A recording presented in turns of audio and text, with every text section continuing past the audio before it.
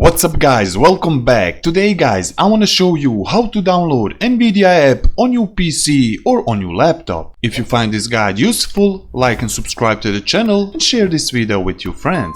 All you need to do guys, just open your browser today like me and type in search Nvidia app download and open this first site. It's official Nvidia site and you will see Nvidia app. Just click here download and save your installation. Just wait for download. After downloading Nvidia app like me, just open it and you will see this new window. Just wait for this installation. After installing Nvidia app like me, just open here in right corner and you will see Nvidia app. Open it and you have the official Nvidia app on your PC. Also just sign in on your account and you can use it for Nvidia new drivers, for cool free price and also for game optimization. If you wanted this video, just type me in comments, I will record a new video. And that's it all guys for this cool video, how to download Nvidia app on your PC fast and easy. If you find this guide useful, like and subscribe to the channel and I see you in the next video.